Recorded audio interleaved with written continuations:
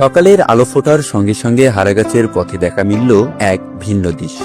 গাছের চারা, শিশুর হাসি, মসজিদের পবিত্রতা আর মানুষের পাশে দাঁড়ানো, সব মিলিয়ে এক মানবিক দিন পার করলেন জননেতা আলহাজ এমদাদুল হক বর্ষা।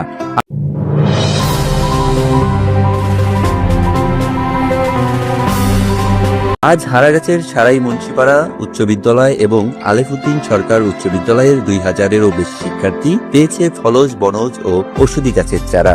এ সময় তিনি বলেন, এই চারা শুধু গাছ নয়, এটি ভরসা ট্রি, যা ভবিষ্যতের ছায়া, অক্সিজেন আর ভালোবাসার প্রতীক। এরপর ছোটদের হাতে তুলে দেওয়া হয় চকলেট আর মিষ্টি লটকন ফল। ভরসার পক্ষ থেকে এক হৃদয় ছোঁয়া উপহার। ধর্মীয় প্রতিষ্ঠান বাদ যায়নি। মসজিদে প্রদান করা হয় টুপি, জায়নামাজ, জুব্বা। সেলুন কর্মীদের হাতে তুলে দেওয়া হয় ট্রিমার। শিশু কিশোরদের খেলাধুলার জন্য বিতরণ করা হয় ফুটবল সহ খেলাধুলার সামগ্রী। সারাদিনে 3টি শিক্ষা প্রতিষ্ঠানে শিক্ষকদের সাথে মতবিনিময় এবং তারেক রহমানের নির্দেশে 31 দফা লিফলেট বিতরণ করা শেষে শিক্ষকদের হাতে তুলে দেন উপহার সামগ্রী। দফাগুলো বাস্তবায়নের মধ্য দিয়ে একটি সুন্দর, মানবিক ও ন্যায্য বাংলাদেশ গড়ার প্রত্যয় ব্যক্ত করেন তিনি।